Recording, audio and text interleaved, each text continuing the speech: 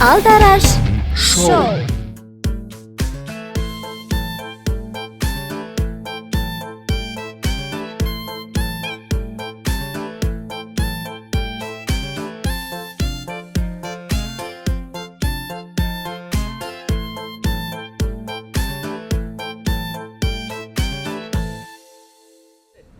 چقدر همسایه جان سازی نغزی سلامتی خوب همه نقص همسایه چی پرسون تو همیشی مرا ندیدی؟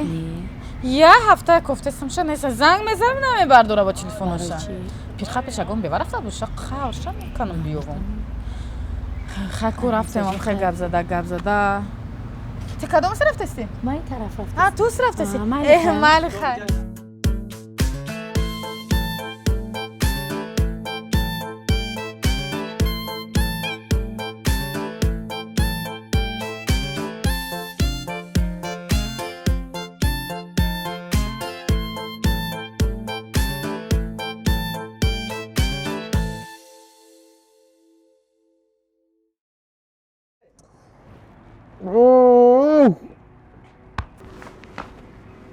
ها زنک یا اینو میگوی تلخم کفان دیه من چند بار از زنگ زدستم از زنگ زدن اکو مردم تلفن نگردونیسا تلفن من پرت افتم دیگه در جای تلفن با گودک میره بکو تلفن در خونه پرت افته آمدگیم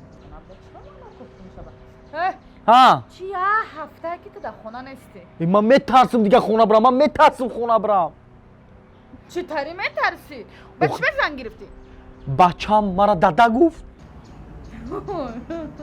تو باید خرسان شوی من خرسان شدن خرسان میشم بچه با گریخت اینم بوشه خرسان دیده؟ یک ماه پیش بچم بابا گفت خود دیدی مصفید بیچاره ای دنیا گذشت ای خولش خولا گفت اینا بیچاره خولش ای دنیا گذشت بس زیق شدی مرده او چخه زیق نمیشم زنک او چخه زیق نمیشم او ما که مردم تو بستویب میمونی او فرزم و به پدر کلام میشم اقلا همون بچم او چه میگفت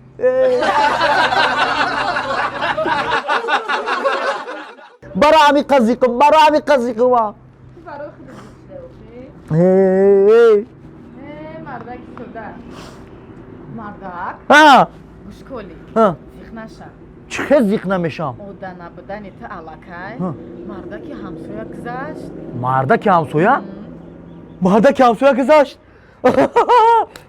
چی؟